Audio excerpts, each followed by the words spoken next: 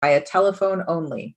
To speak during any of the public comment opportunities, please call 206-337-9723 and enter meeting ID number 960-2232-8200. Before we get started, it is my pleasure to introduce our two newest Transportation Commission members, Megan Brovin and Suzette Wanenkoff, who I think is just joining us now. And I'm very excited to have you both here with us tonight. And we look forward to your contributions. Also going to note that Commissioner Dolan has resigned from the Transportation Commission, and staff has reached out to the university to see if they're going to designate another representative. And now I'm going to ask Raymond to please call the roll. Very good. Thank you, Chair Kleinman.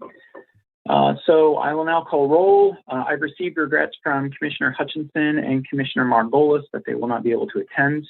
As a reminder, please indicate that you are here when I call your name, but also please indicate from where you are dialing in from, so that we have that for the record as well. Commissioner Balderrama. Here and dialing in from Ann Arbor. Thank you. Commissioner Boland. Here, dialing in from Ann Arbor. Councilmember Briggs. New Commissioner Brovin. Here from Ann Arbor. Commissioner Hadamaki. Here from Ann Arbor. Commissioner Hull. Here from Ann Arbor. Commissioner Kleinman. Here in Ann Arbor. Commissioner Lee. Here from Ann Arbor. Commissioner Smith.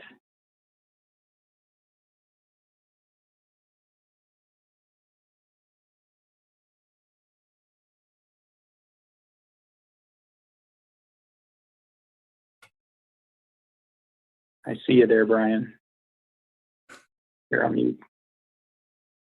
Oh, we can't hear you, but we'll say Commissioner Smith is here. And if I remember correctly, here from Webster Township. There we go. Thank you. There we go. Sorry about that.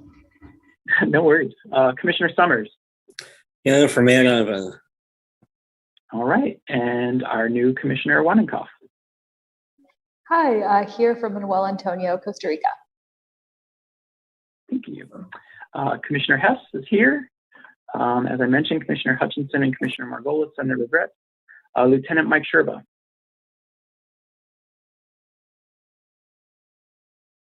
Here tonight from Tyrone Township.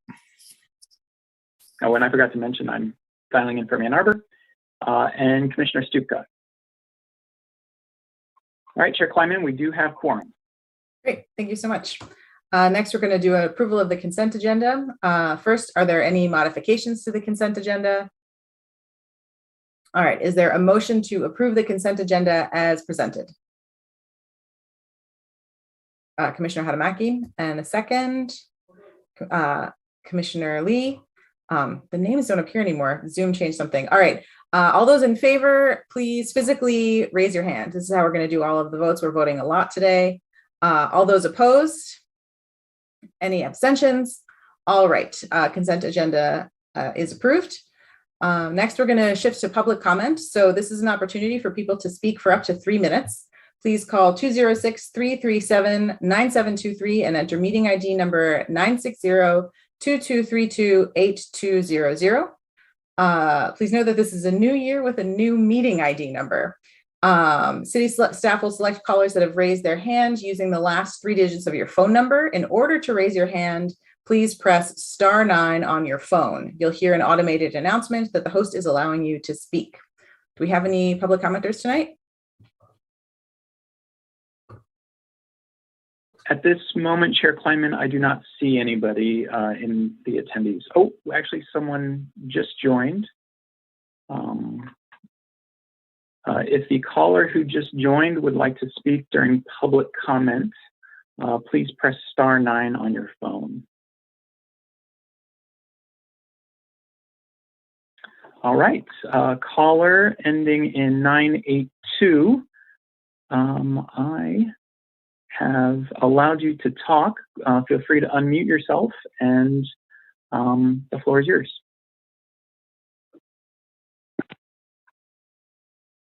Hi, this is Ken Clark. I'm just verifying this is the Transportation Committee meeting. That's right, it is. It is indeed. I take that as yes. Okay, I was looking through your plan for the year and saw some things that I thought I should comment on. I don't remember the actual name of that, I'm sorry. The first thing I noticed going through the whole year, I saw nothing in here about A20. Transportation emissions are our greatest source of greenhouse gas emissions in Ann Arbor, and they're rising quickly. The Rhodium Group just announced last week that this was the biggest category of emissions increase in the country over the past year, 10% increase in transportation emissions. But I don't see anything in your work plan about it at all. This is the commission that should be dealing with that. The Energy Commission has way too much to deal with the other 2/3 of emissions that we have in the city. I'm kind of shocked to see that this commission, which, I mean, sustainable transportation, your mandate, this really should be covered here. You guys should be spending a tremendous amount of time dealing with greenhouse gas emissions from transportation. Second, on the topic of the Lower Town Mobility Study, I discovered an interesting double standard as part of the public comment of the various meetings for that. It's a very well done study. I'm very happy with most of the things that they did in there. I think they did a great job of it. However, at one point I suggested putting buffered bike lanes in on Pontiac Trail.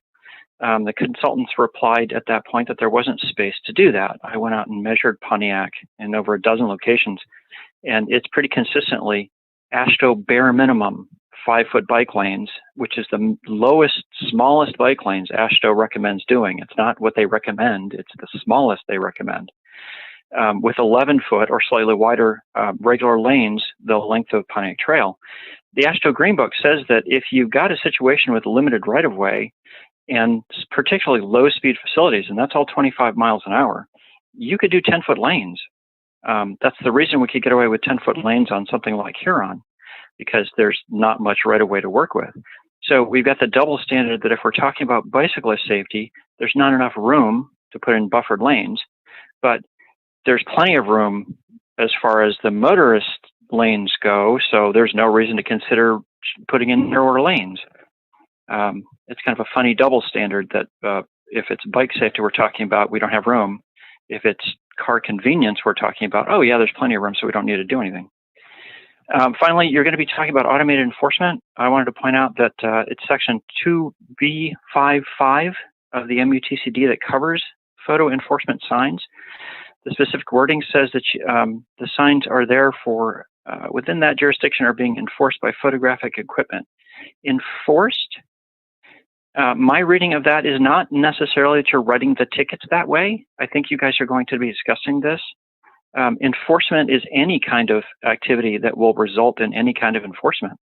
So there's nothing really preventing us as far as the MUTCD wording goes from putting in these signs. And if we couple them with, of course, a few real cameras that aren't really doing tickets, but are doing other enforcement activity like advising the police as to where there are serious problems, we can put these signs up everywhere a camera could conceivably go and have a significant traffic calming effect.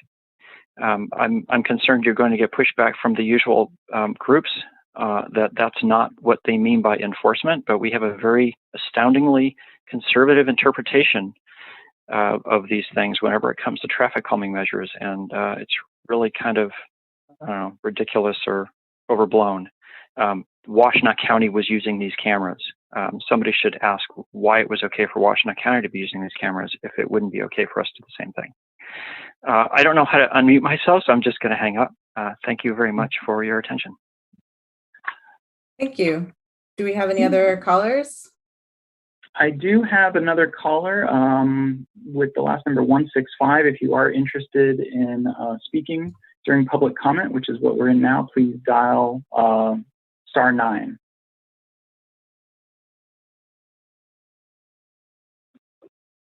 All right, I have that hand is raised. Caller ending in 165, you've been allowed to speak. Go ahead and unmute yourself and the floor is yours.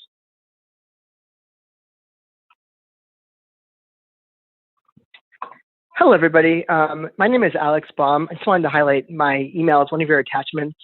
I live in the Mill Creek Townhome community, And I'm constantly crossing the Stone School drive with my toddler to school at the JCC. And the crosswalk is dangerous every time. The cars go fast. There's no stop sign. There's no traffic light. Most cars definitely go right through. When it's darker at 5:30 when people are picking them up, it's pretty scary. So I want you guys to look into maybe putting, I don't know what the solution is, a hawk light or a traffic light or a stop sign or something to remind people to stop. With a 3-year-old, it's sort of treacherous. I have to hold his hand really tight every time and makes me really nervous. So I hope you guys can look into that more. Thank you so much. Thank you. Thank you. Do we have anyone else? That is the last that I see, Chair Kleinman. Okay, great. So we've got a bunch of business at the top of this agenda tonight.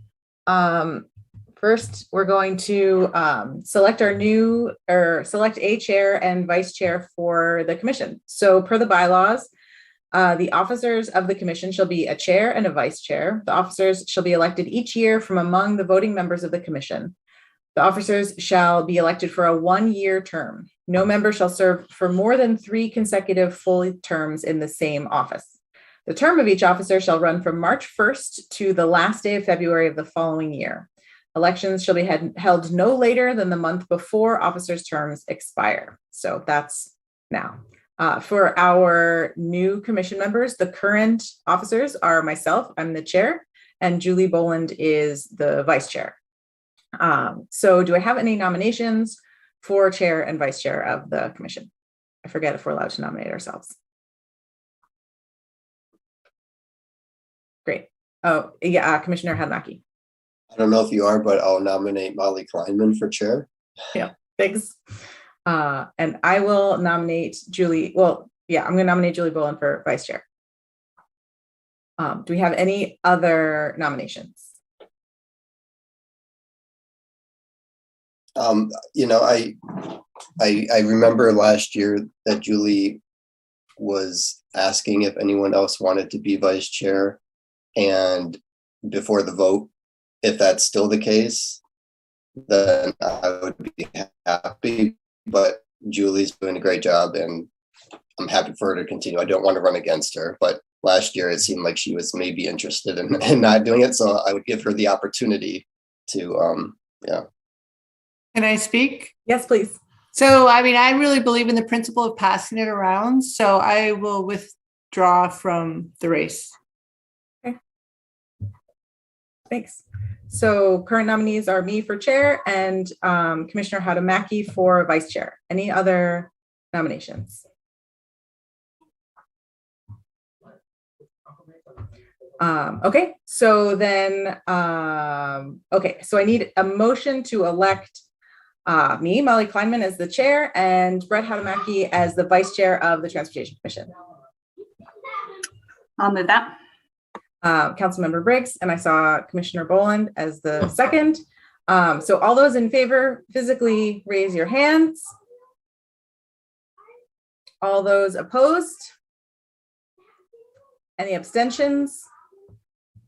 All right, so it looks like Brett and I have been elected unanimously to serve as chair and vice chair of the commission. Thank you, everyone. This is going to be my last year as chair. I will have hit the 3-year mark, and I'm excited about it. And I've really appreciated being able to serve in this way. So thank you. Okay, I'm keeping us moving because it's a very full agenda tonight. So next up, we're going to talk about the DDA People Friendly Streets State Street project. And I'm inviting Amber Miller of the Downtown Development Authority and Oliver Kiley of Smith Group to give a presentation. Amber, the floor is yours. Thank you. I am trying to turn on my video and I'm struggling for some reason. Amber, I just promoted you to host, so hopefully you should have full capabilities. There we go. Thank you. Well, thank you all for giving us your time tonight. Before we jump in, I was just hoping to introduce our team members. So I have seen many of you before. I'm Amber Miller. I oversee capital projects at the DDA. And helping me present tonight is Oliver Kiley with Smith Group. Many of you know him as well. And then to help us answer questions, if you have questions, we have Brian Slazewski here. He's the project manager with the engineering department. And also Lori Pollock. She's one of the traffic engineers on the project with Wade Trim. So with that, and Amber, sorry to interject. I'm having a hard time promoting Lori. So Lori, if questions do come up, just raise your hand by the *9 function, and then I can unmute you. It's probably the best way to handle that. Sorry to interrupt. Thanks, Raymond. Okay, so with that, we will start the presentation. Oliver, do you want to share your screen? I would love to. It says it's disabled for me at the moment. I have the button, but maybe I'm not at the right level.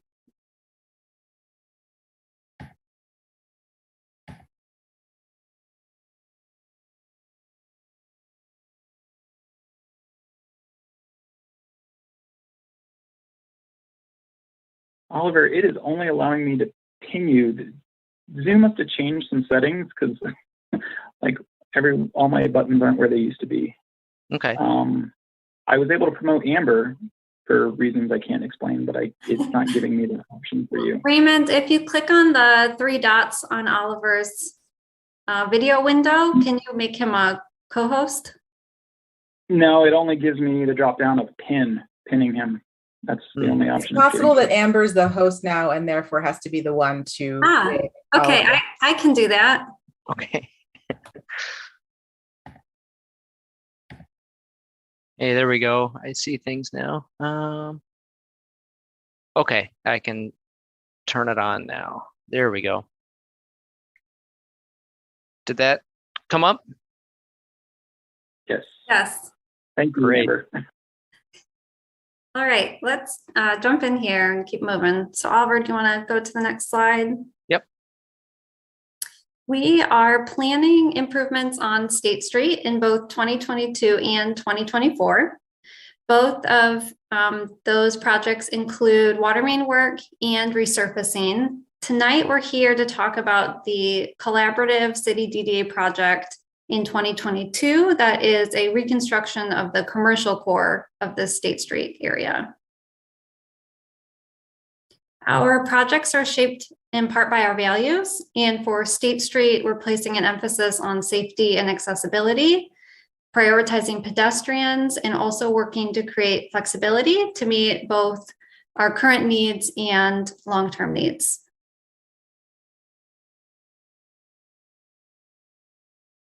Our projects are also shaped through engagement and data analysis.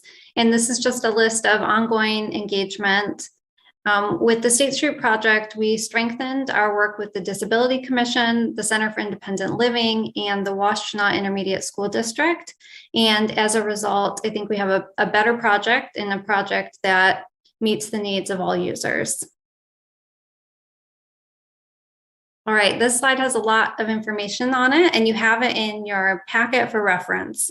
What we wanted to call your attention to are the counts, and particularly the pedestrian counts, and pedestrians as the predominant user of the State Street space, and then also to the crash data. And you'll see that people on bikes and pedestrians are being injured at a higher rate. And our design needs to address this.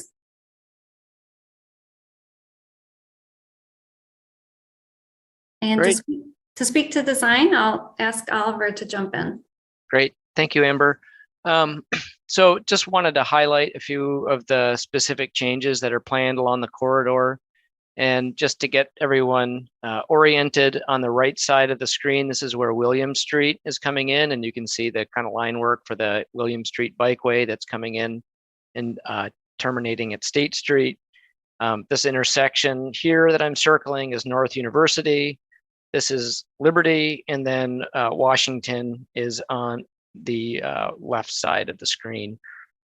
So this is highlighting some of the major roadway changes that are planned and other improvements that are planned from a safety standpoint. Just a note, so this plan is calling for the installation of countdown timers on the pedestrian signal heads.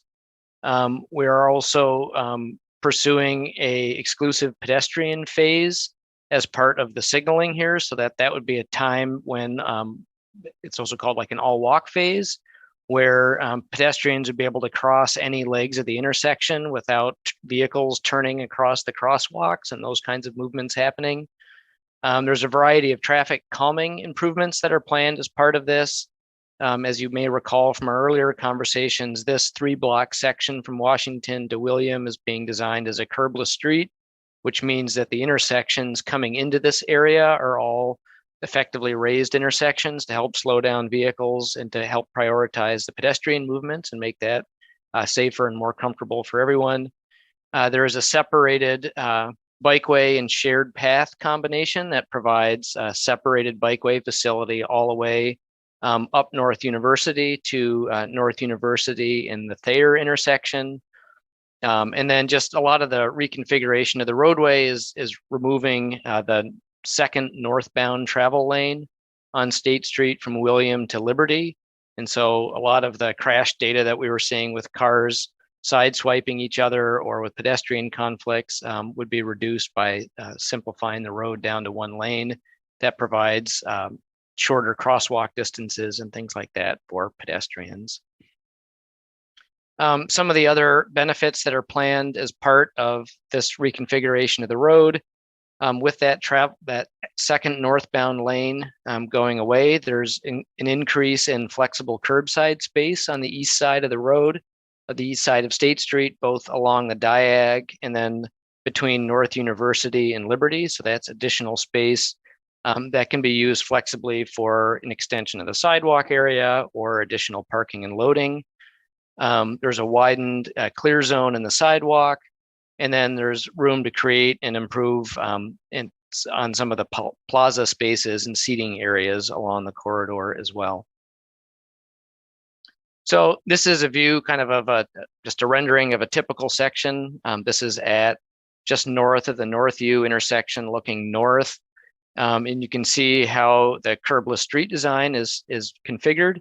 And so there's the single travel lane in each direction, the flexible curbside lane, an amenity zone, and then the clear sidewalk. And at the ends of each of these rows of parking, there will be curbed planter areas. There's an opportunity for landscape and some stormwater management that will be worked into those. Those curbed areas are important to keep cars from pulling through the intersection or pulling through the end of the parking areas where pedestrians may be waiting to cross. So it helps keep that space more organized at the intersection. And then just some of the details in terms of dimensions and materiality. The roadway is 20 to 22 feet clear. It's a little wider between William and North U, where we need to accommodate transit vehicles. There's a 2-foot wide valley gutter, that 7 to 8 foot wide curbside lane for parking, a 5-foot wide amenity zone, and then a 6-foot wide clear sidewalk area. By and large, the street corridors plan to use all concrete, and there's a few different concrete treatments that'll be used to create some texture effects in the roadway. And then I'll touch on this more in a minute, but there's some additional pavers being proposed in the amenity zone that plays into the detectability of the street for people with vision disabilities. So I'll touch on that more in a minute.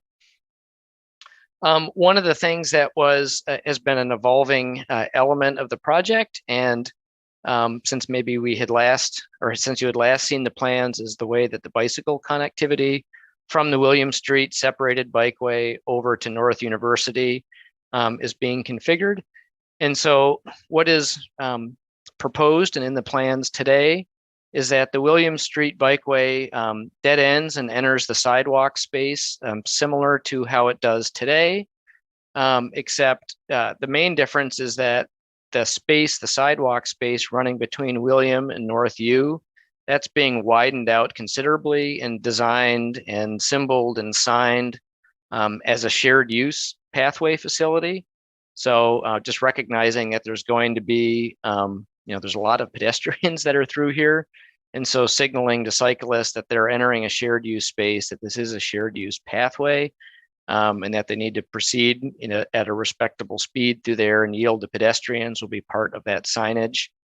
That pathway provides a connection over to the North U and State Street intersection, where there's some bicycle boxes that facilitate connections onto and off of that pathway. And then on North University, the bicycle lanes there would be separated. So using a combination of bollards, parked cars, and painted medians to help make that separation and carry through to the North U and Thayer intersection. And that connects to the existing bike lanes that start at that intersection. And then one other note too, there will be some higher visibility share the road markings on State Street itself, running the whole length of this project area. Just recognizing that for some cyclists that may want to head further to the north or south, they may want to be in the road and be able to have that option too.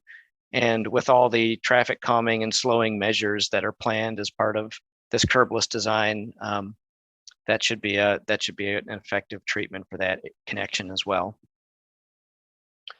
I had mentioned, and Amber had mentioned, our conversations with a number of different representatives in the Disability Commission or disability community around how this street and this curbless street design functions and is safe for people with vision disabilities specifically.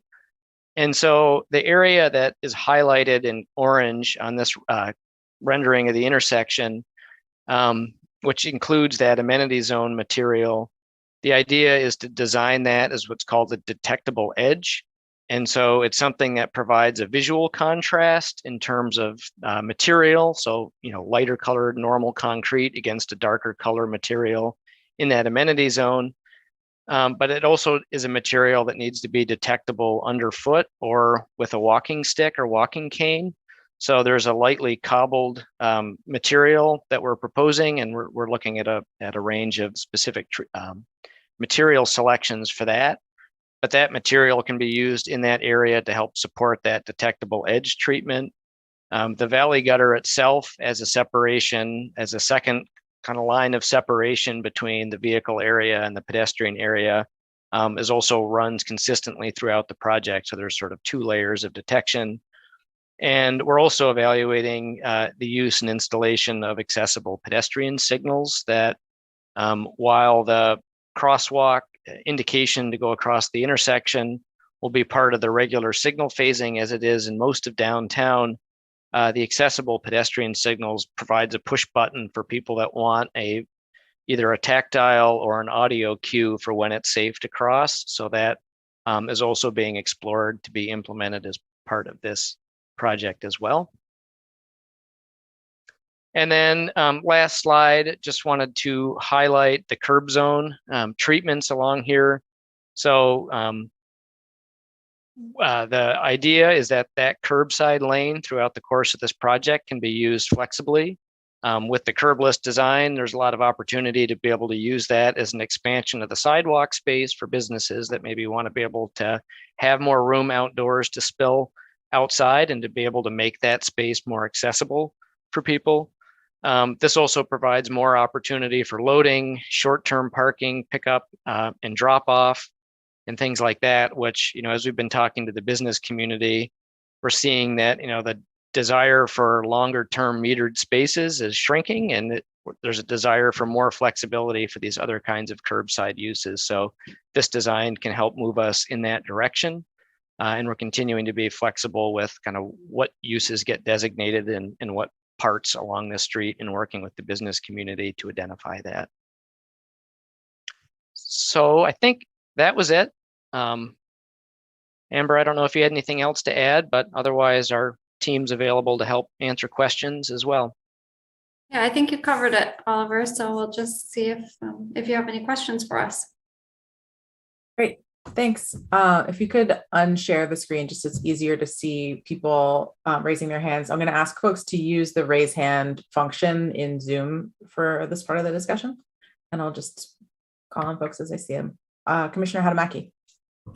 Thank you. Really happy with this. The one thing uneasy about, though, is for bicyclists heading north on State, they have the new shared use path south of North U, but for anyone wanting to continue to go north on State, so now they have to jump out into the vehicle lane and rely on the Shero. Is that correct? Or is the plan to intentionally route people on North U to Thayer and then back to State farther up north? I just a little uneasy about having the William Street, the North U bike facility is a really nice wide shared path on State, and then for 2 blocks you got to be part of a Sharrow system, which I don't know. Am I interpreting that right? That's correct. I think our understanding is that, if a cyclist was, say, coming east on the William Street Bikeway and wanted to head further north on State Street, that they probably wouldn't get onto the shared use path when they have the signal to go across State Street. They would turn onto State Street right at William and be able to use, the full width of that travel lane to head north, as opposed to trying to merge, at the North U intersection in some way. But yes, otherwise your read is correct. And I think as a piece of that, I think we recognize that we're planning for a really small piece of State Street overall. And so we're, trying to provide the connection to the existing facilities, and then also relying on some of the other DDA projects on Division, Miller, Catherine, William, and First to provide a higher level of protection throughout the downtown as well. And then Raymond, I don't know if you have any comments on kind of bigger picture connectivity beyond that. Yeah, I don't think there are very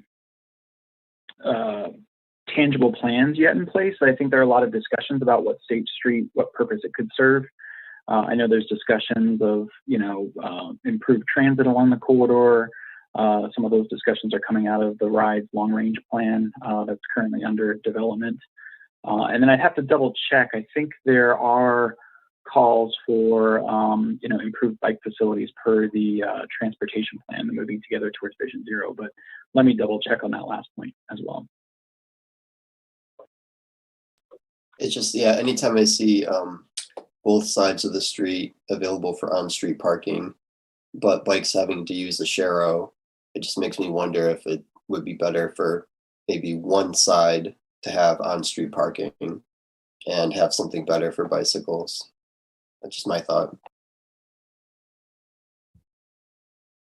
And just going back to what Oliver was sharing in the presentation, the intent of that curbside lane is really to serve as flexible space for people. And that's what we're expecting it will transition into as the businesses have outdoor dining and other activities on that street. Councilmember Briggs. Thanks. There's a lot of competition for space in this area, so I can understand the real challenges. I agree. It would be nice to see some dedicated bicycle facilities there. I guess my hope would be that there's additional emphasis. I think it will be particularly confusing. Kind of, a lot of folks may actually just make that path across to the diag and then realize that they want to go back on, and it just there should be maybe additional indications that you can stay on road there if you'd like to in some way. For that sidewalk space, is that city or is that U of M adjacent to the diag there? Is that city? Okay. I was going to say, wow, they're really sharing the space there. No, okay. Let's see. And then could you talk a little bit more about how in this area, I see that there's some drop-off spaces. Is there a shift in kind of the number of dedicated drop-off for, shared use or, for Uber or Lyft sort of folks? Was that space management shifting now on State Street? Yeah, and I can respond to that. And I know the DDA is also looking at that more comprehensively downtown too, how that curbside space is managed. The plan for this, I think the number of metered spaces, I don't recall offhand, but it's staying about the same or coming down a little bit. But we're picking up that curbside zone on the east side of the road for 2 blocks from William Street to Liberty. And so that provides a lot of additional space, and that is all going towards, pick up and drop off, short-term parking, commercial loading, and other kinds of uses like that. And then, all of those areas would also, in addition to the metered space, could be available for, expansion and sidewalk occupancy and expansion into that area for businesses that want to be able to do outdoor dining and outdoor cafe space, or just, installing parklets and things like that, that could make that function more as pedestrian space as opposed to vehicle storage space. So the street design is being set up to allow for all of that in a more flexible way. Then a couple other real quick ones, hopefully. How does this shift sort of sidewalk clearance in the winter for shoveling with the sort of the curbless approach? And is there, I've been noticing it seems like there's a decreasing amount of bike parking in the downtown over the past few years. Is there increased is there a need, have you been evaluating needs along this area to see if there's, a bike corral that's being put in or something like that? Yeah, definitely. There are, again, those spaces can be used for bike corrals. We're identifying a lot of locations for additional bike hoops in here. Sections of the block that have trees and tree grates. We're looking at a design actually for a tree guard that can double as a bike rack on the inside too, to provide some more flexibility that way. So that's something that we're definitely looking at. Yeah, there is bike parking out there today, but it's not well placed or very usable because the sidewalk is so narrow. So the bike parking that we are planning to put back in will be better located so that you can actually access it. And as Oliver said, we're trying to come up with some creative uses of that space. And then I think you had a question about winter maintenance with the flexible curb space. And that right now we're moving towards, collaboratively with city staff, moving towards a curbside occupancy permit that would allow businesses to use those parking spaces. In the initial year of the program, we will not be allowing it in the winter season. So we have some more time to evaluate for snow removal and those kinds of things.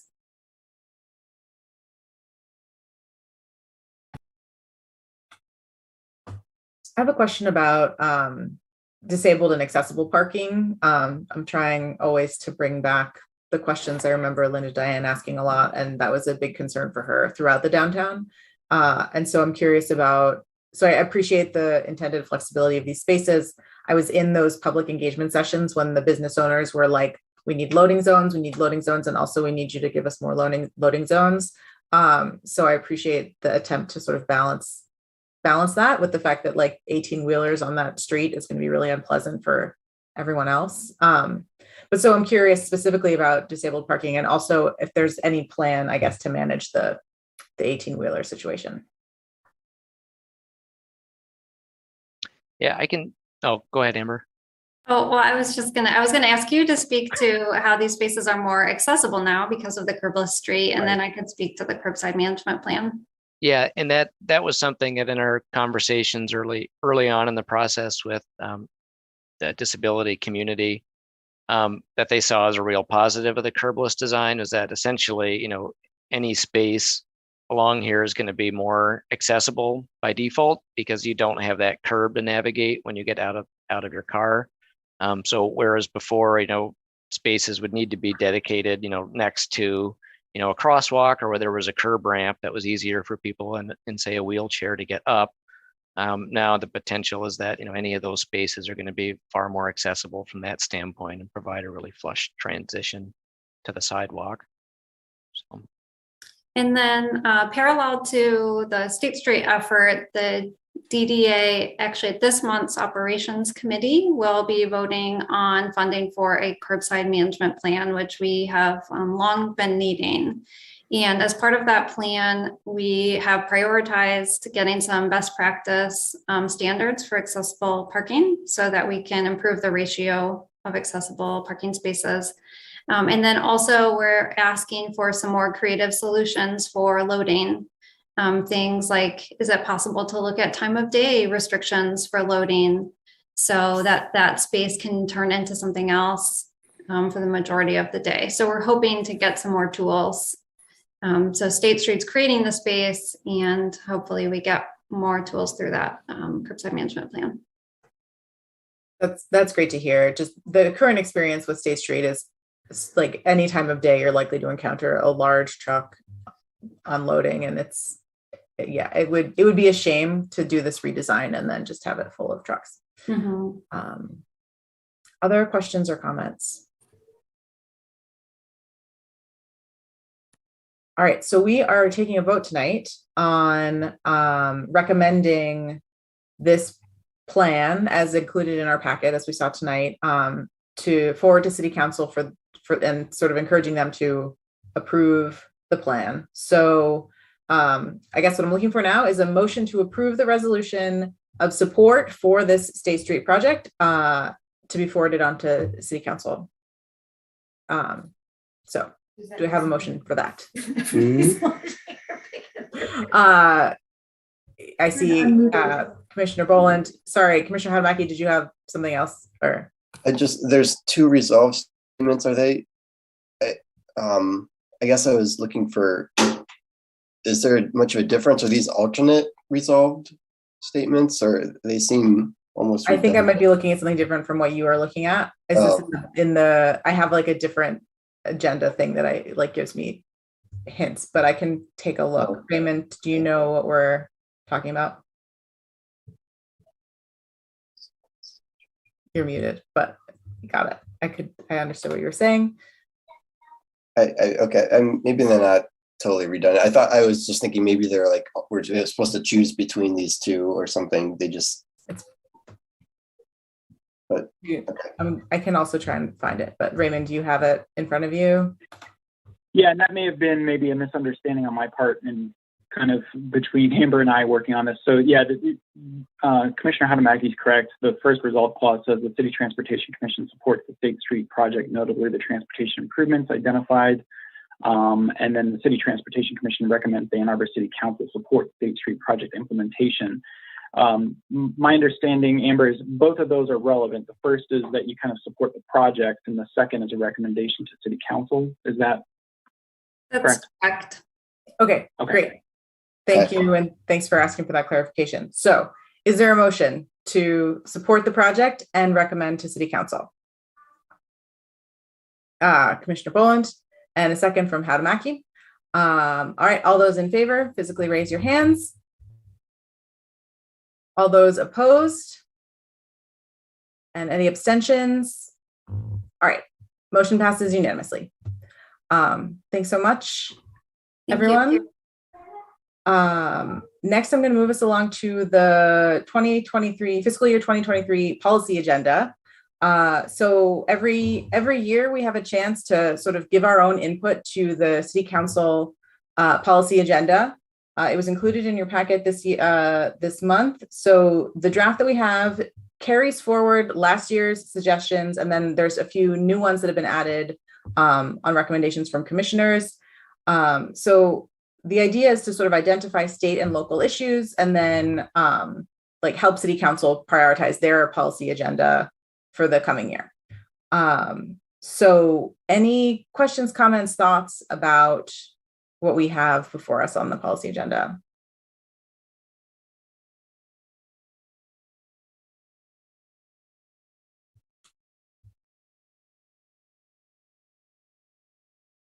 Commissioner Boland.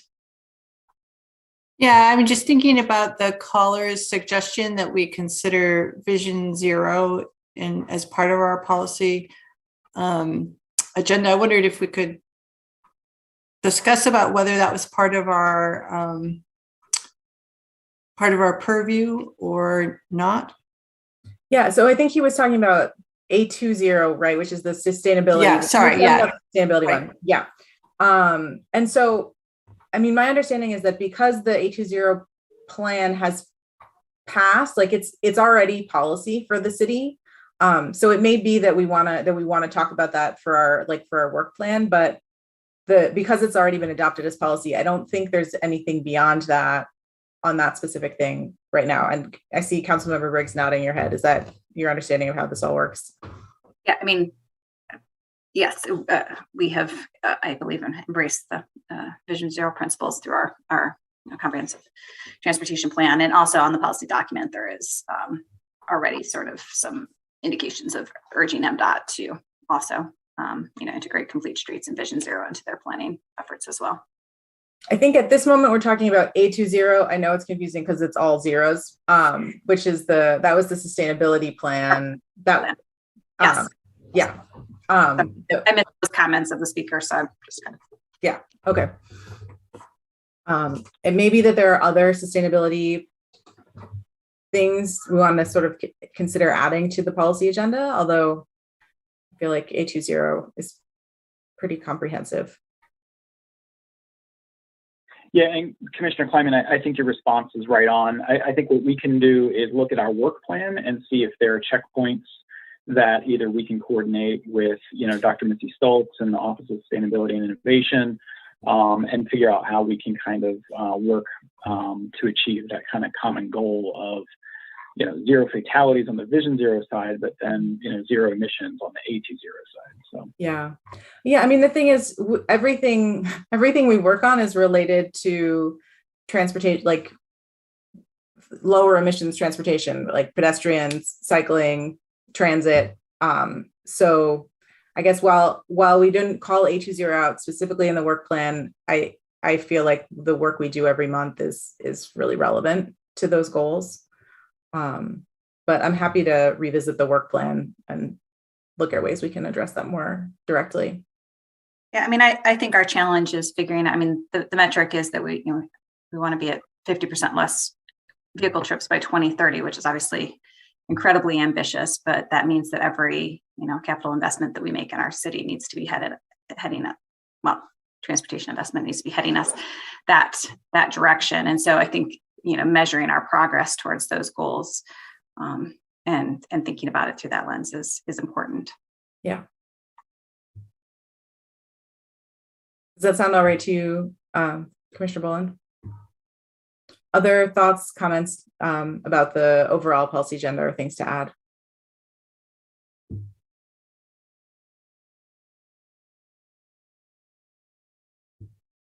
Trying to have my good teacher hat on and leave lots of silence, but I also want to keep us moving because we have a very full agenda.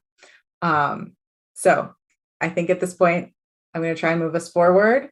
So is there a motion to approve the Transportation Commission fiscal year 23 policy agenda input as presented and forward it to City Council? I see, okay, now I see lots of hands. Commissioner Wadenkoff, and I see a second from Commissioner Brovin. So all those in favor, raise your hands.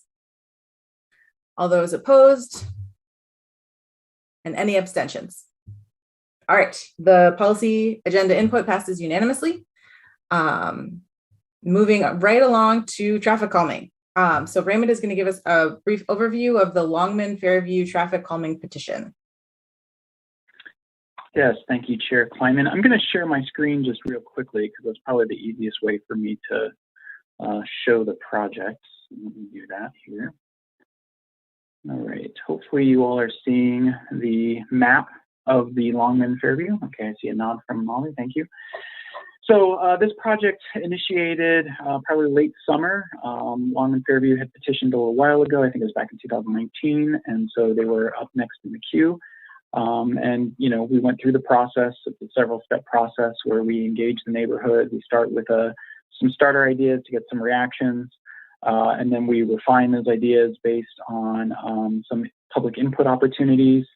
Then we go out and we actually kind of draw on the street what the potential improvements would be and where they are. Then we have one final project meeting to kind of discuss if we made the changes, consistent with what we heard from the community. And then if there are any last minute tweaks, we make those before we send it out for a final poll to the neighborhood. So what you see before you on screen and included in your packet is the final design as was presented to the neighborhood. This design did get 75% support from the responses that we received. As a reminder, the program is set up whereby those who respond are, that's what determines the outcome. It's not necessarily a total, everybody who lives along the corridor. If they choose not to participate, then that's fine. But those who did respond overwhelmingly supported it. So you can see from this design that there are 2 raised crosswalks. One is at the Jackson Place intersection, and the other is at Fairview and Longman. And then those are complemented with 3 additional speed humps, 2 on Longman and 1 on Fairview. And there were other devices that were proposed at different iterations, but some of this has been changed to reflect the desires of the neighborhood, and so this is where we stand. So again, the process is we bring this to you for your recommendation to City Council. If you recommend approval, we will forward that on to City Council, and then the cost identified in the packet is roughly $50,000. We actually have an estimate of about $46,000, but we rounded up because we're finding a lot of material costs are actually on the increase. So we figured it would just be safer to just kind of round up and make sure that there's a little bit of wiggle room in case when this goes to construction, probably next summer, that there's enough room in the budget for it. So I'm happy to entertain any questions you have. There is the resolution. The resolution that's included in your packet is the resolution that would go to council. And so, if you find that resolution to be acceptable, we would add the line in there that Transportation Commission has recommended approval. If you don't recommend approval, we would change that to recommends denial. And now the floor is yours. See if you have any questions of me. Thank you. Questions, comments? Commissioner Boland. Hi, this looks really nice. I just wondered if if you can share anything about the impacts on neighboring streets like Warden. Yeah, Commissioner Boland, that's a great question. What is interesting is when we put out the markers on the street, we kind of paint on the road where the speed humps would be, and there's a sort of self-guided tour where we put little lawn signs next to it to say, hi, I'm a speed hump. This is what I look like. If you want more information, go here. And what's interesting is when we did that, we had some inquiries from some of the adjacent streets. People who walked their dog and walked through the neighborhood saw the signs, saw the pavement markings, and said, hey, how can we get some of those? So I wouldn't be surprised if, in fact, we do get future petitions from streets such as Warden. I will say, there is a series of parallel streets in this area. There may be some spillover, people who may have kind of cut through this neighborhood to connect between Jackson and Dexter. May no longer choose Fairview or Longman. They may choose, a different street. And that is kind of one of the unfortunate realities of how traffic calming works. Again, Commissioner Boland, not to put words in your mouth, but I think you've often raised this kind of thought that we should take a more system-wide approach instead of these one by one, street by street, because then what we do is we end up kind of, pushing the problem and shifting it maybe somewhere else. So admittedly, this is the process we have for now, but as we talk about the Vision Zero implementation plan, as we talk about major streets traffic calming, there might be some opportunities to revisit and streamline some of these processes and take a more holistic approach. So your point is well heard. I won't say it's addressed as part of this petition, but it is something that we're thinking about and trying to come up with some solutions for. Councilmember Briggs. Yeah, I would say there's definitely interest from kind of nearby residents, and it does point to sort of from neighboring streets.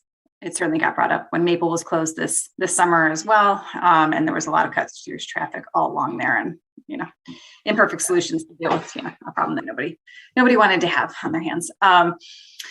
So yeah, I do think this increasingly is pointing to a need to figure out a different approach to traffic calming that we can streamline and figure out how to expand it a little bit system-wide, because as you've mentioned before, there's a backlog of neighborhoods, and when folks reach out to me, I feel well, here's the process we're getting on, but don't don't think it's going to be anytime soon, which is just unfortunate. I think response. I don't know if I have any.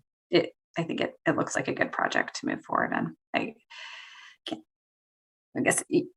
Are there any sort of issues that you have? I know what the question I was going to ask is when this goes to council. Are we just talking about budgetary? I was thinking that this sort of these projects, what's the approval process on the council side right now in terms of what's the policy? Right. So right now we get a budget of roughly $130,000 and change for traffic calming on an annual basis. Some years that has been more than adequate to process, 3 petitions and even construction in a single fiscal year. Other years it's not. This is one of those not years. Unfortunately, what happened last fiscal year, we approved a couple expensive traffic calming projects, in particular Glenwood, which had some raised intersections that came in at a cost of around $100,000. And so when you have a budget of $130,000 in a fiscal year, it kind of eats up the lion's share.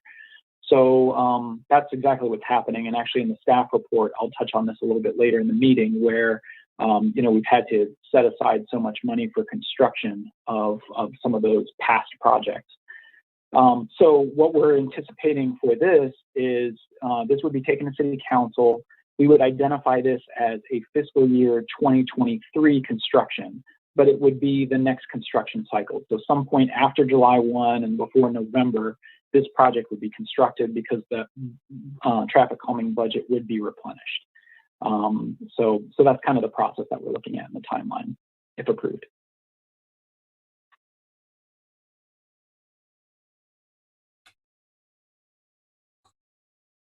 This is a tiny bit of a digression, but I'm curious about I know there was some plans for some quick builds in the budget this year, and thinking about these streets that are going to get these spillover effects, I'm wondering about the possibility of considering them for the quick builds, which I don't know if they ever got decided what the projects were going to be this year.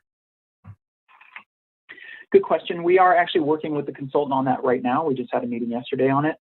I will admit to you that we are not looking at neighborhood streets. We're really looking at high crash locations, especially on arterials and collectors in downtown and places where hopefully we can get the most impact on those improvements.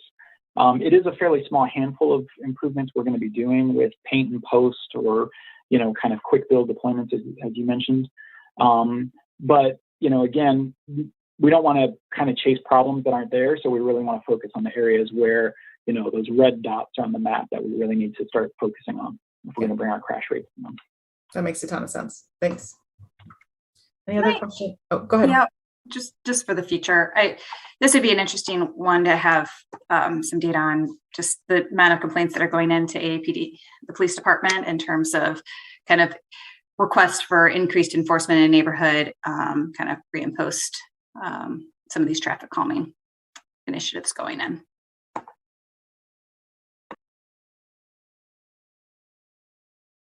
And Councilmember Briggs, I'm sorry, are you requesting that information for when we bring it to council or just in general? No, just thinking and just thinking okay. about my. Thank you. And Commissioner Hadamaki, I think at one moment you had your hand up. I just wanted to see if we didn't get to your question or not. You addressed it, the program level budget, what is this doing for next year? And I guess one slight follow on to that is, do you consider the program to be more like staff constrained in terms of your time and your team's time to select and implement these, or budget constrained? Yes, I think it's both.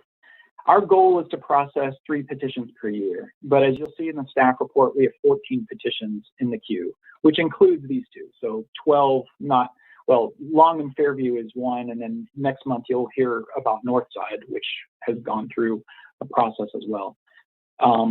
So there are 12 remaining in the queue, which at 3 a year, that's 4 years of projects, but that's assuming we can even get through 3 projects. Again, what you'll hear in the staff report is because Glenwood is taking a fair chunk of change, we actually are going to run out of traffic calming budget to even process another petition request, so to even process it. So we will only do 2 this year. It is probably a discussion I need to have with my superiors to see if we want to bring something to council as part of the budget process, to either, see if we want to infuse the traffic calming program with some additional funds for a year just to get caught up. Maybe see if we need to seek some consultant help to get caught up. Or the other thing we're talking about internally is, are there ways, similar to what we described earlier, are there ways that we can come up with a fast track process? The program I find to be pretty good. It's iterative, it's very collaborative with the neighborhood, but it's very labor intensive. There's a lot of back and forth. There's a lot of and that's good, but it comes at a cost. It comes at both a cost in time and a cost in just, how much resources we have to commit to a project. So whether we revamp the entire neighborhood traffic calming program or we run another tract, right? So if you want to do the full-blown, hands-on, in-depth process, you take tract A. If you want a streamlined, fast, staff is just going to put in some speed bumps for you or speed humps and see if you like them. That's track 2. And then track 3, in theory, will be a major streets traffic calming that we're going to work with the consultant on. So stay tuned in that space because there's more to come. We're still kind of batting around some ideas, but we recognize that, similar to what Councilwoman Briggs mentioned, is, the list is getting longer because there's more demand, and our ability to get caught up is increasingly difficult. So we need to come up with some other solution.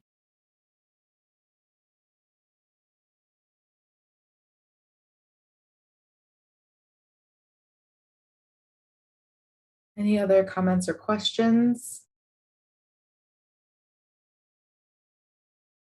All right, so is there a motion to recommend approval of the Longman Fairview traffic calming petition as spelled out in the packet and forward the recommendation to City Council? I see Commissioner Brovin, seconded by Haudamaki. All those in favor, raise your hand. All those opposed? Any abstentions? All right. Motion passes unanimously. Thanks, everyone. We went months with no votes at all, and we've got like 6 tonight. So we're making up for lost time, I guess. Next up, we have the Transportation Commission annual report. So at this point, we've been through a couple drafts. Folks have had a chance to review and give feedback. It's been updated since last month, a couple of changes. There's now a tribute to the late Linda Diane Felt, the annual message from the chair, as well as a message from Commissioner Lee. Any other revisions, questions about the report?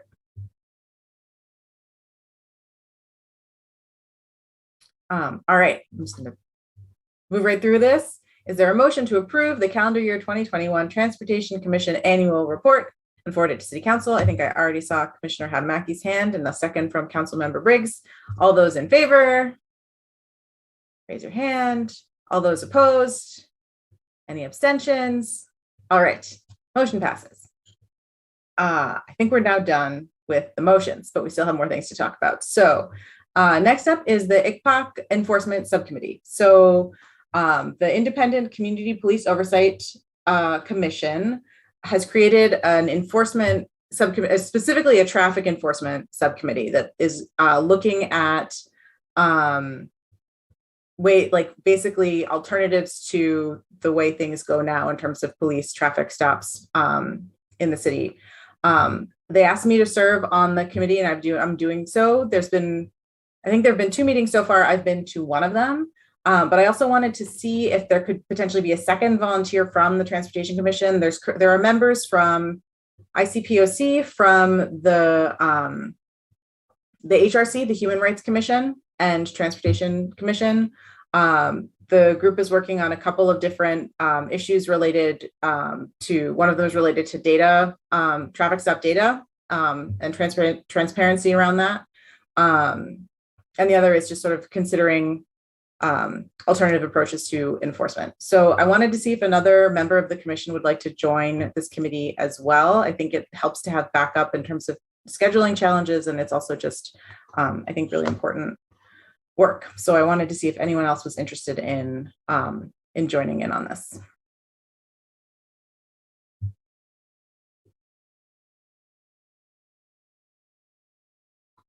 Okay, that's fine. I will continue to provide updates as the group continues to meet and share back. At some point, there may be an actual agenda item to share some data and other discussion, but at this point, it's just getting the committee up and running. I didn't want to, I'd rather have a commissioner be on part of it, but I actually am super interested in this topic. So if you want another person there. Okay, great. I'm happy to. I know that there was, there's some research being done on we have national data on traffic stops, but we haven't done that data analysis locally to understand if there are disparities in terms of our own sort of traffic. Is there an update on kind of when that, I think Eastern Michigan is working, researchers there are working on that right now. Is there a timeline on when we're going to have that information? I am not aware of a timeline. I think there's been some questions about how, what will be actually made public about that data. And so I think that's one of the points of discussion, is sort of requesting more transparency and more access to the traffic stop data. Commissioner Brovin, did you have?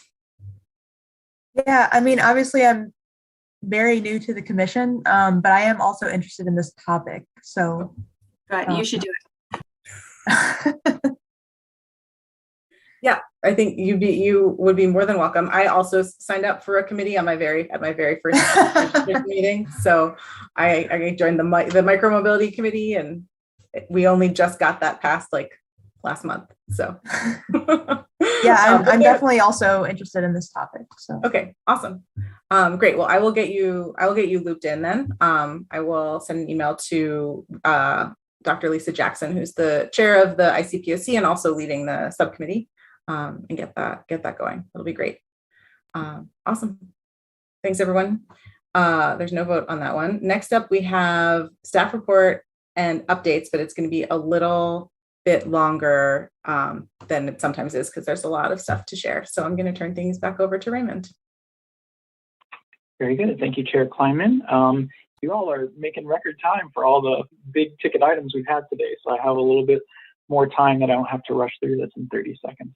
So, for our new commissioners, every month we provide updates on transportation projects. We try to make this as holistic as possible. It includes everything from like road reconstruction projects, resurfacing projects, all the way up through coordination that we do with some of our partner agencies and, everything in between, bike ped improvements. And then we also offer, if some of our partners, like you heard from the Downtown Development Authority today, we offer them the ability to give us updates to include in the report as well. So, I'll just walk our way through it. The first one is always kind of exciting because there's a lot of new stuff that hits the report. Since we're starting the new calendar year, we program the work that's going to be done. So you'll see a lot of new projects enter the fray. So the first of those is on the annual street resurfacing project. Work will occur primarily in the area bounded by Miller, Maple, Jackson, and Huron. Resurfacing of various segments of asphalt paths is also included, but specific locations are still being finalized. And we do expect to come back to the Transportation Commission. We do annually to talk about what the resurfacing program will look like. I tentatively have that penciled in for next month. I'll check with the project manager to see if he's going to be ready for that. It's either probably next month or March at the latest. Sidewalk gaps, those project lists have been updated, so you might see some new ones entered on there. Broadway, for example, South Main is new, Newport is new, and then a lot of the timelines have been updated, or maybe the boundaries have been updated as well. On Division Street, construction of the two-way protected bicycle facility or cycle track is now substantially complete. However, there are some little bells and whistles that will still be added that were impacted by supply chain issues and weather, and that work will continue into spring. But my understanding is that facility is open. The other thing to note is that the city staff is inspired by the work that the DDA is doing, and we're looking to possibly extend that facility further to the south, possibly as far south as Hoover. That would impact parking. Impacts to parking, if it's more than one block, do have to be approved by City Council, which would come before this board as a recommendation first if we proceed with that. But first, we have to conduct some public engagement and some other things before we even get to that point. So stay tuned. There'll be more in this space coming, probably in the coming months. State street improvements, I'll skip over because you got a fairly exhaustive update on that. Platte Road and Earhart, new project identified. This is water main work on Platte, but it also includes bike lanes and pedestrian improvements. Final plans have been submitted to MDOT, and construction is expected to start in the construction season this year. Broadway Street is going to replace the existing speed humps and fill sidewalk gaps on the north side of the road and at the east end of the project. Public engagement is being planned for February, and this is also expected to be constructed this year. Huron Parkway and Tübingen resurfacing, road resurfacing, sidewalk gap filling, and repair some culverts, and evaluation of existing pedestrian tunnel are all included in the work, and construction is also anticipated for this year. South Main Street reconfiguration pilot, we'll put a pin in that for a moment. I'm going to circle back on that because there's a detailed memo that I'll review with you here in just a moment. Moving on to projects currently in design, starting on page 3, the Brook Street improvement. This is a water main replacement. It also includes some stormwater improvement, street resurfacing, sidewalk gap filling, and possibly a reconfiguration to Brooks, Vesper, and Sunset intersection. Design work is scheduled to start this summer and planned for construction in 2023. State and Hill, I think we previously reported to you that we did get a federal highway safety improvement program, which is being coupled with a resurfacing project. So several different elements. There's water main replacement and replacement of lead transfers, street resurfacing, non-motorized improvements, crosswalk upgrades, new street lights, and the evaluation and potential installation of a portion of the tree line trail along South State Street, south of Granger. So that project is under design. We're going to probably do some public engagement on that as well. South Main Street water main and resurfacing. There's a water main and resurfacing from Huron to William. Design is expected to be completed in 2022 and will be programmed for construction in 2023. Under the MDOT coordination header, just some updates about, we're just continuing to go back and forth about crossings on Huron and Jackson. Right now, we've submitted our suggestions to them. We went back out and reevaluated site distances and things like that and have sent that information back to them. We expect a follow-up meeting with them here sometime soon to make sure that all the safety issues are adequately addressed before we proceed to the next step. But so far, the conversations are very promising. They seem open to the idea of some of the things that have been identified. Most notably, new crosswalks at Huron and Crest, Jackson and Virginia, Jackson at Warden, Jackson at Vets Park, and then possibly a new crosswalk on the eastern leg of the Huron-Jackson-Dexter split. Streetlight implementation, 19 crosswalks were updated in 2021 to inclusion of positive contrast lighting.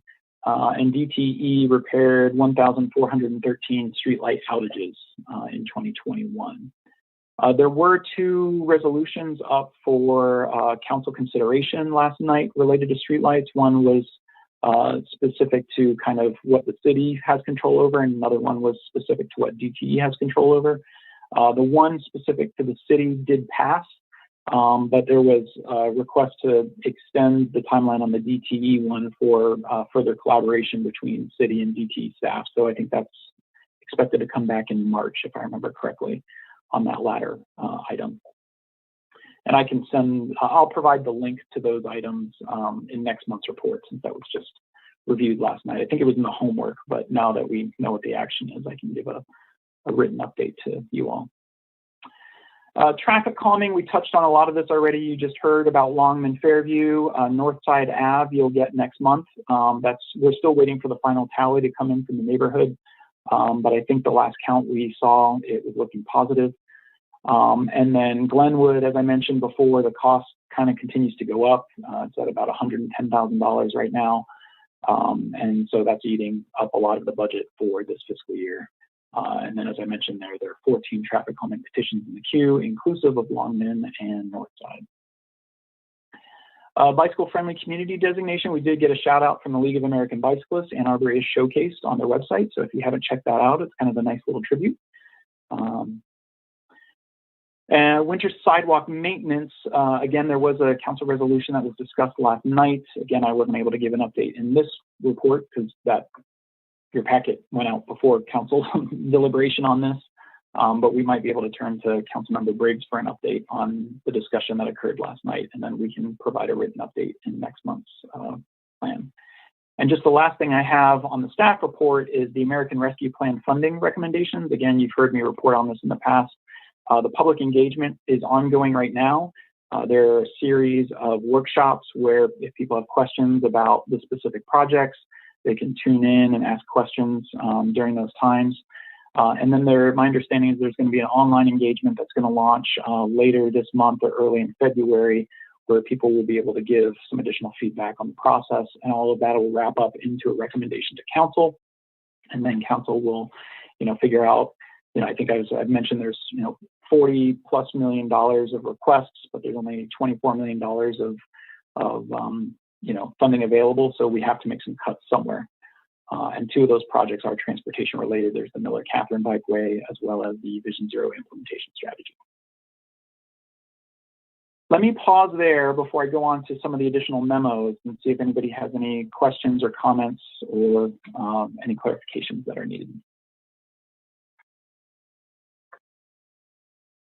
Councilmember Briggs. Yeah, thanks. Regarding you mentioned that parking changes to parking require city council approval. I would think that might be something that Transportation Commission should consider at some point about whether or not that's a recommendation to shift that. I think I'd be supportive of that. I'd welcome your input too, Mr. Hess. And then this is a little bit of YIMBY-ism. In terms of crosswalks on Huron and Urbana, I don't know if that's been part of the discussion at Urbana has been part of the discussion, but that's a pretty big need that used to be part of the last non-motorized transportation plan, a recommendation for a crosswalk there. And for folks who aren't familiar, that's where the Salvation Army is. So there's food distribution there a couple times a week. It's a key. East Lawson is on the other side of the street. So there's a fair amount of school traffic. There was a crash not too far up the street just a couple of months ago involving a couple of kids trying to cross the street from Slauson. And there's a lot of transit riders that are trying to go back and forth. So I don't know if I don't know why that's not kind of still on the list. I know it's really close to 7th. And so I'm sure MDOT is not particularly excited about having a crosswalk so close to a traffic light, but I think the need is really great there. Yeah, Councilmember Briggs, let me get back to you on that. I recall that we did look at that, but I don't have the reason off the top of my head in terms of why we didn't pursue it further. I can't tell you if it was based on feedback we got from MDOT or if it was, knowing that we would only get so much out of this. But I'll get an answer for you and get back to you on that one. Thanks.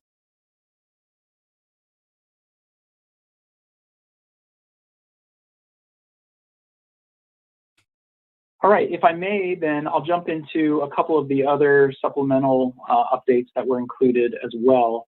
So probably the first one I'll jump onto is the South Main Street reconfiguration. I'll mention that one first because I've been giving you some updates, and I think we had the Healthy Streets Subcommittee and notes from Commissioner Hadamaki that hinted at where we were headed with this. So, as a refresher for everybody, as part of the 2021 Healthy Streets program, we took the 4-lane configuration on Main Street and turned it into a 3-lane configuration. So instead of 2 vehicular lanes in each direction, there's now one lane in each direction with a center turn lane, which then also afforded us the opportunity to put in a protected bike lane on each side along the curb. And so that was tested. Those were implemented in September. We said they would come down in November, but based on some data collection that we had received, some of the positive benefits of the project looked promising, most notably the reduction in speed along the corridor. And so as a result, we thought, we looked at it, we looked at the data pretty closely. We tried to look at some other things and see if it made sense to extend this pilot into this calendar year, 2022. And that's ultimately where we're at. So, as you can see in the memo, some of the reductions are fairly notable in terms of speed. So for southbound, pre-construction, the number of vehicles that were going the speed limit was less than 50%, but then after the construction or implementation, it was about 83%. So you're starting to see a much higher compliance with posted speed limits. And the other thing that we found really notable was the sort of flagrant offenders, those going 40 miles or over on South Main Street, which is posted at 30 at the max and then goes down to 25 further to the north. We had roughly 350 people a day going that fast, whereas after implementation, it dropped down to 55. That's 55 too many, but at least that's a drop of almost 300, right? So some of those things looked really promising, and we thought it was worth kind of extending the pilot. Now, some of you may have mentioned that, or some of you may have noticed that the vertical delineators were removed. That was to prepare for winter maintenance. We are going to have a discussion with both our partners at AAATA about tweaks that might be needed to the project to better serve their needs if this is determined to be permanent. And we also will have to have discussions with Public Works about maintenance of a protected bike lane as opposed to a cycle track like you see in, what the DDA is doing, something that has a vertical element but is a narrower facility that they might not be able to plow very easily. So those are some of the considerations we'll have to think through. We are going to launch public engagement. Per our public engagement, guidelines, we have to do our due diligence and make sure we're listening to the community when we do road reconfigurations. Obviously, we did public engagement as part of Healthy Streets, but this was always mentioned as a pilot that would go away in November. So we want to be forthright and give people the opportunity to comment if this becomes a permanent facility. So all of that will be factored in when we make a determination as to whether or not this will be permanent.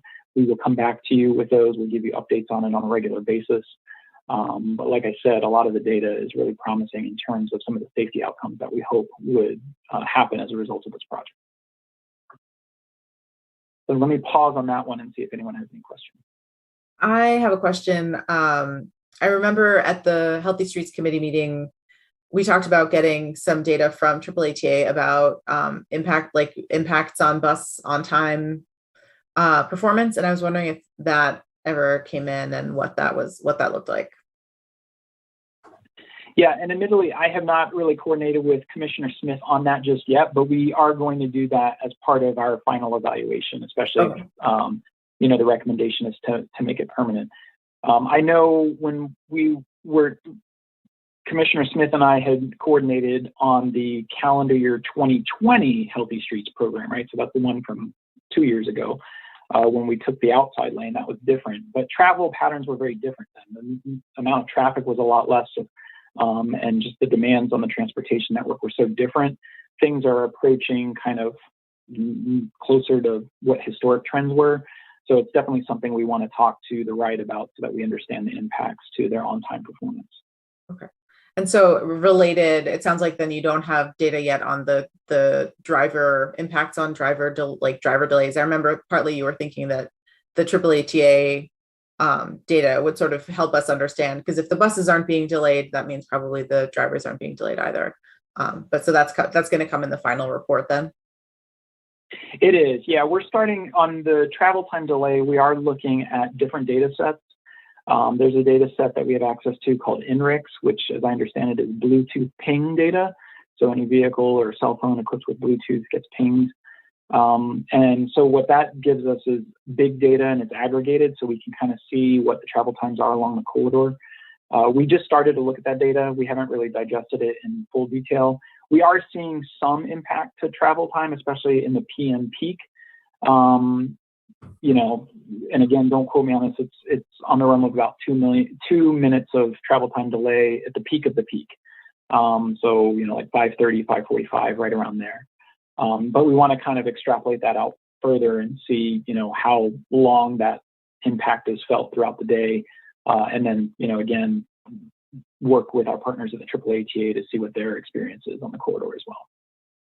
Great, thank you. Other questions?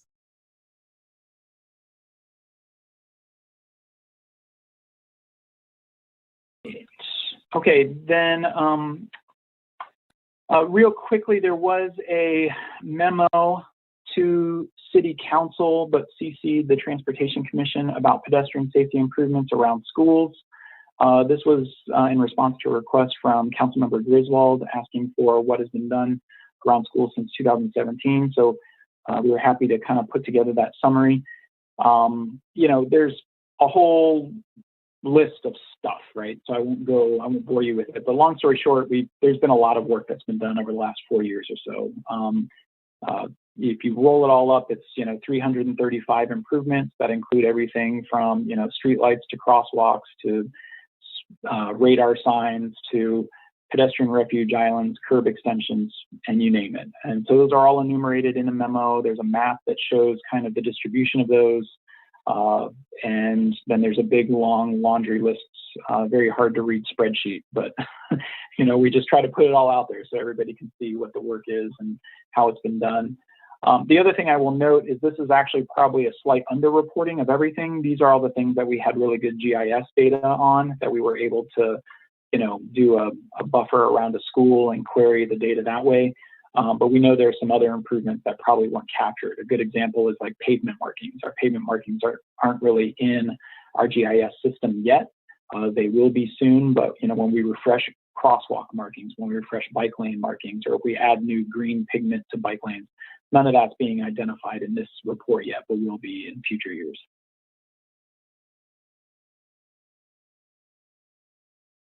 Any questions on the pedestrian safety improvements around schools memo?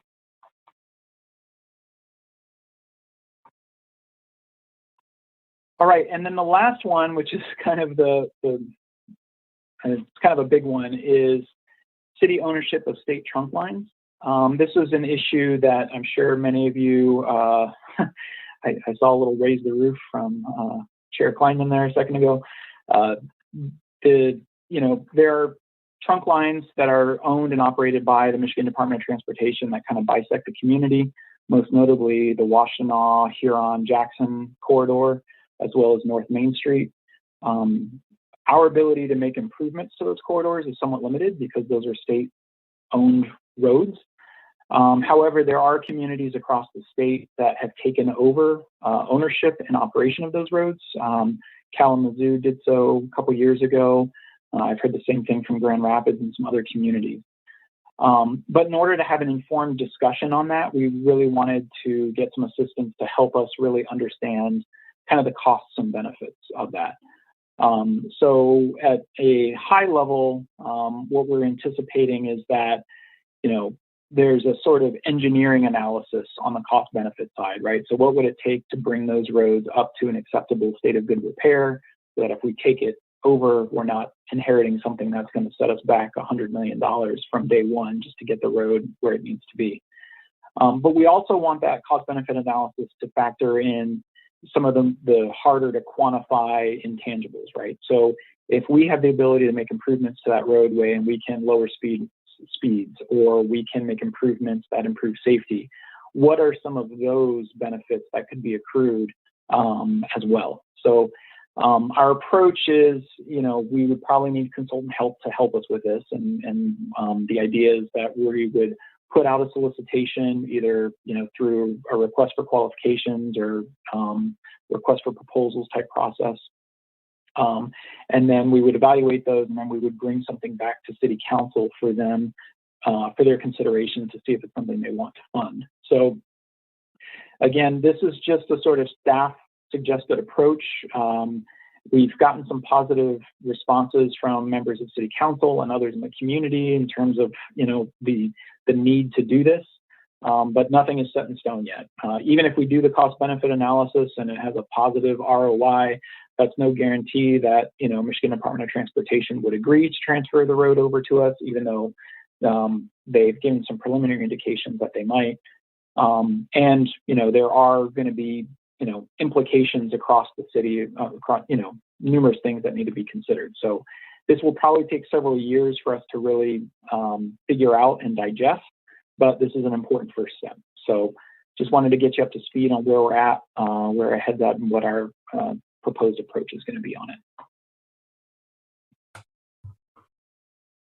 This is a question for you and also maybe for Councilmember Briggs, which is just in terms of what the next steps might be for council and whether there are things that the commission can do to sort of nudge in that direction.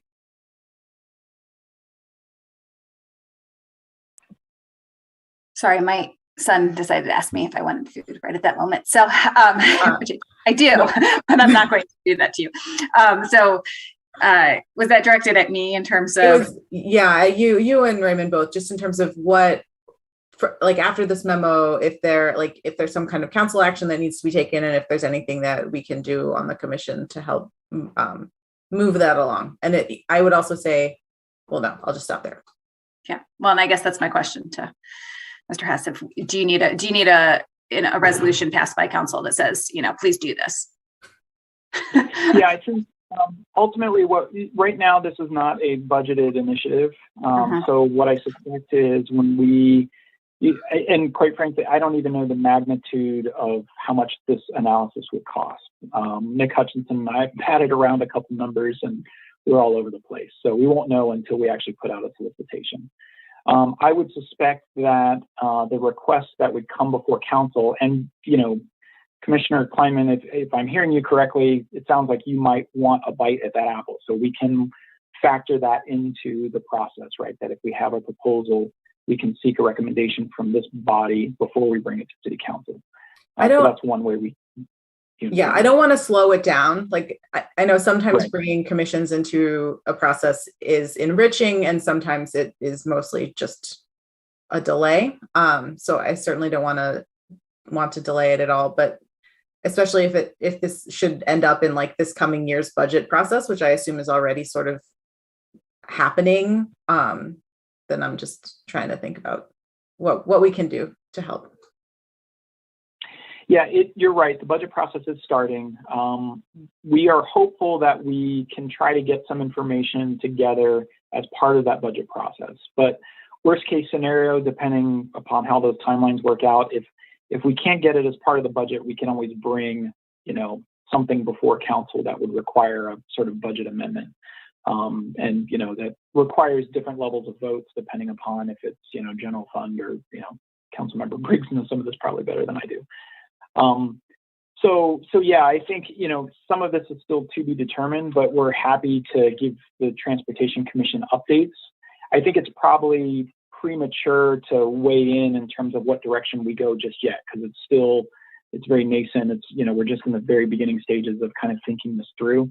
But, obviously, if any of you have any suggestions of things that we should maybe look at or considerations that should be factored into the sort of cost-benefit analysis, shoot those my way, and I'll share them with, the team that will be working on this. I'm happy to do that. Cool. Thank you.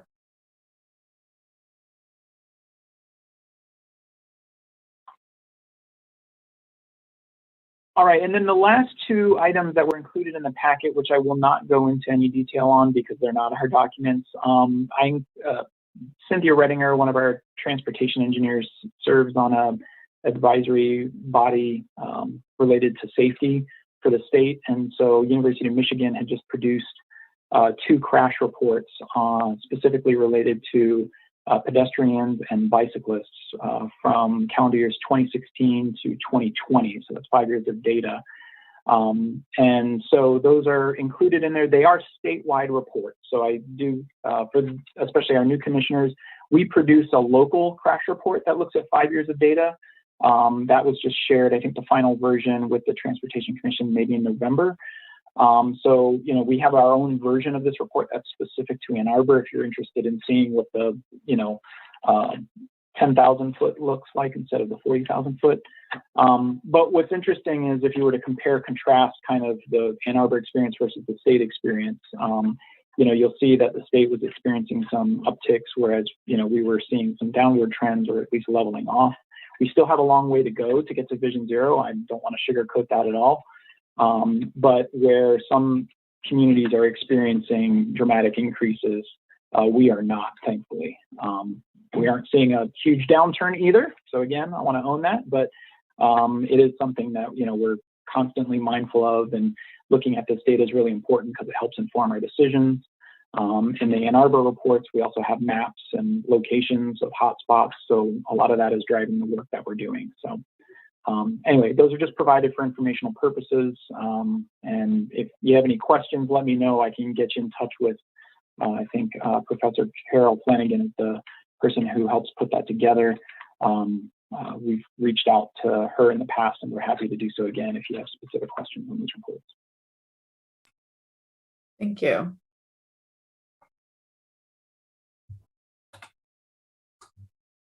To get back over to my agenda document, if there are no other, are there any other questions about any of this like super in-depth update that we got this time? All right, I'm going to, oh, go ahead. I just wanted to jump in and say, kudos to staff. I mean, it's obviously when we're seeing state trends going up on crash data, and, even if we know we want to be going down more, the fact that we're not is really a testament to the work that's happening across the city. And so good job. Commissioner Hadamaki. Maybe this is a good time to ask a quick question about the Vision Zero implementation plan steering committee. Do you know, has that kicked off, or is it going to kick off soon? Yeah, good question. Commissioner Hadamaki, we just had a meeting with the consultant yesterday. We're finalizing the membership of that committee, and they're coming up with like a project charter for that committee as well. And they're looking to schedule that soon. So if I remember correctly, this commission has identified Commissioner Boland and yourself, Commissioner Hadamaki, as the representatives to serve in that capacity. So keep your eyes peeled. Something should be coming to your inbox here, hopefully in the next week or so. And if not, I'll make sure to have Mr. Eli Cooper, the project manager, on it, follow up with you on a more definitive timeline. Thanks. I was going to ask about that in the liaison reports. So awesome. So yeah, I think it's time to now to move on to the liaison reports. So any commissioners who serve as a liaison to another body or organization are invited to provide brief reports and updates.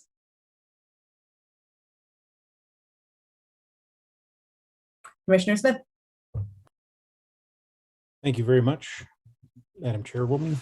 Just wanted to let folks know that we do not have a AATA board meeting tomorrow night. It did get canceled, but we are planning on meeting in February. And I've had something on my mind all night that I was going to mention here, and it has now escaped my mind right as I unmuted. So back to me in time, I'll let you know.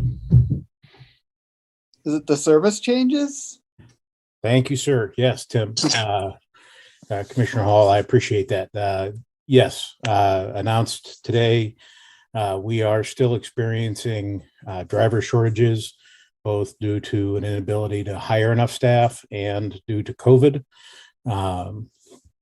So we are implementing on January 30th a further reduction in service. We have targeted the higher frequency routes in terms of trying to impact the fewest number of people in terms of not having any service at all. So reduce frequency, while inconvenient, there's still a bus going to be coming by, as opposed to not having anything available at all. We're hopeful that this is the last reduction that we're going to have, but after the first, what I would have called phase one reductions back in December. I would have hoped that that would have been it, and I was wrong. So I appreciate everyone's, the public's patience in that, and we are doing our very utmost to fully staff and keep moving through both of those issues that are coming together to make this a problem. Thank you, Commissioner Hall. I appreciate the reminder. That was exactly what I was going to say. Yeah. Other liaison reports. Commissioner Lee. Thank you. Just wanted to give everyone a heads up. The Planning Commission is meeting tomorrow. They are in person. So, and then I think what we're hearing tomorrow is the PUD for the 350 South 5th Avenue. It's one in which the affordable housing development is actually proposed with no on-site parking. So just wanted to give everyone kind of a heads up as we look through that design tomorrow. So thanks. Awesome, thank you. Councilmember Briggs. Yeah, so Mr. Hess mentioned that last night council had passed a resolution kind of is a follow-up to the staff memo that was prepared and released in early December around sidewalk, winter sidewalk maintenance, and it does a few things. There was unanimous support for it, so that was good to see. It asks as part of the budget presentations to kind of do an analysis of,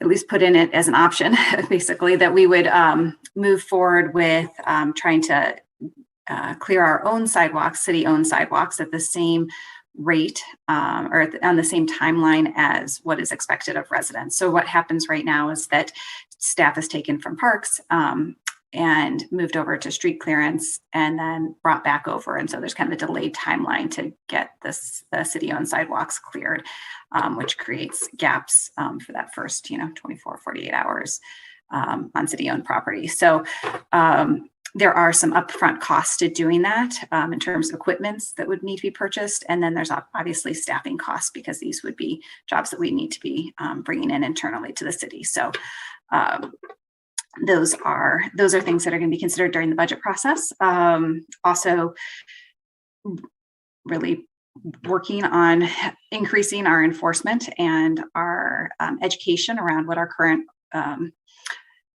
system is. So trying to figure out ways to do that better. We really haven't done that yet. What happens every year actually is that when community standards goes out and does a little extra enforcement, then council hears from it and says, hey, why are you doing extra enforcement? So there's some problems here that need to happen on the policy level, but there's also I think a review of potentially some of our fines and things like that need to happen as well. I mean, if we're charging folks in commercial corridors the same as residents, I do think that we might want to just take a look at that process as well. And then it also calls for actually going out and doing an RFI to understand what the true costs are to doing municipal sidewalk clearance citywide, so that we understand if there is contractor capacity to do something like that, what the actual cost would be for the city, so that we can have an informed conversation, because that's something that we've talked about as a community for many years as well. So it's essentially trying to continue to improve upon our current model. There's a few other extra things in it as well, but the big thing that will be considered initially is our own city-owned sidewalks. Great. Not bold changes, but slight progress forward. So my hope is. And in terms of liaison, well, I'll save this for future agenda items. Okay. Thank you. Any other liaison reports? All right, we can move on to commission member communication. So this is an opportunity for any commission member to provide reports or updates related to transportation-y things. I will just say again that I'm thrilled to have our two new commission members, and I want to just welcome you and thank you for joining us and doing this service to our city. And Commissioner Summers. Okay, I just wanted to talk for a second to let everyone know that what we see almost, well, a few times a week anymore, that we have people come into our door and they just express their gratitude toward the improved conditions around the city, and they're actually, updating their equipment or buying new bikes so that they can take advantage of it. There's a lot to do, but we are seeing it on the ground, and so thanks to everybody. That's awesome. Can I just end the meeting now? Like end on that high note? We're done. We're almost done. We're very close. Any other commission member communications? All right. So then call for agenda items for next time. Councilmember Briggs, it seems like maybe you had some things to put on the agenda. Yeah, I wanted to, last year when we were talking about budget, we had a relatively short amount of time to talk about that. And I wanted to encourage us to have more time on the agenda to talk about that this year. One, because I think there's going to be some real wrestling with different items. One of the other reports, there was also something on the agenda last night for council around putting around streetlights and investments in streetlights. So that will also be something that's on there in addition. So I think that there's going to be some trade-offs that we're going to be talking about, and we just, we don't have the money to do everything that we want to. But I do want to understand kind of looking holistically at our plan, what does Transportation Commission recommend moving forward? And also when it comes to the American Recovery Plan Act dollars that, there's community input that's happening right now. I would love to have some of that. We've already talked about it as a commission, but to come back once we have some of that public feedback to then say, okay, we've gotten this public feedback. Again, we don't have money to do everything we want to. And chances are that we're not going to be able to just say, okay, we'll do all the transportation stuff, even though I'd like to.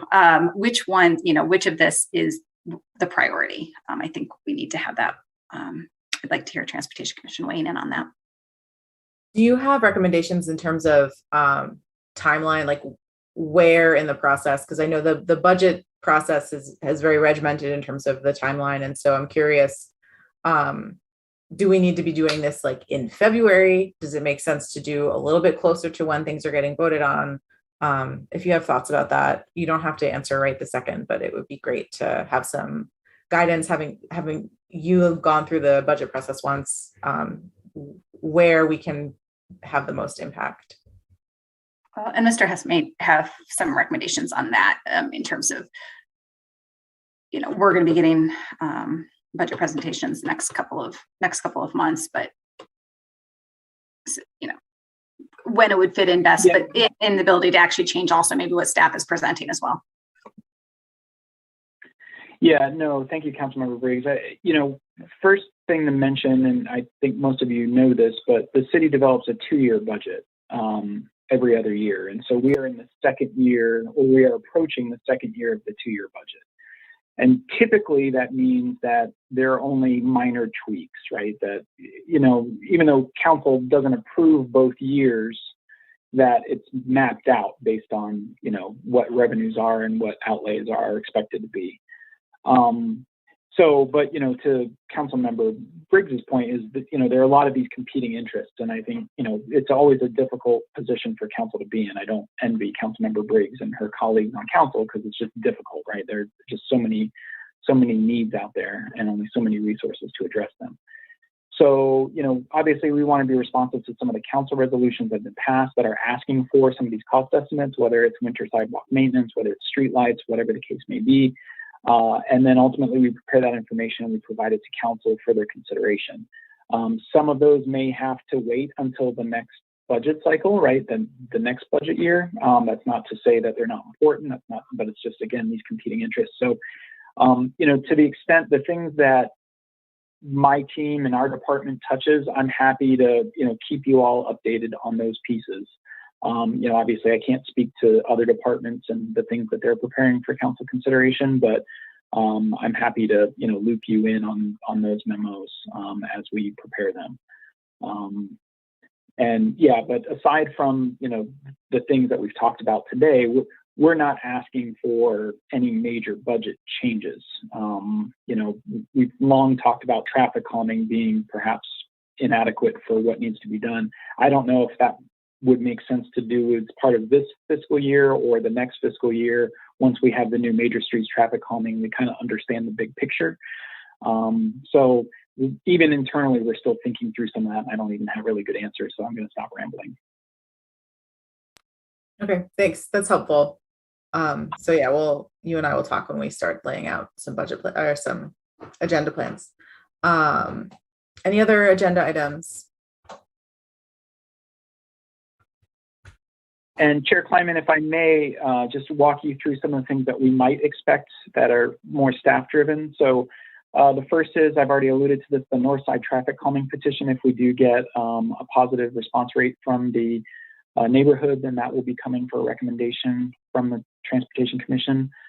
I anticipate a bylaw amendment. This is not pressing, but we have changed the composition of the Transportation Commission over the last couple of years, and that has been changed in the enabling legislation for the Transportation Commission. So in other words, the ordinance, but I don't think we've ever updated the bylaws to reflect that. And this was an aha moment as we were preparing the welcome materials for our new commissioners.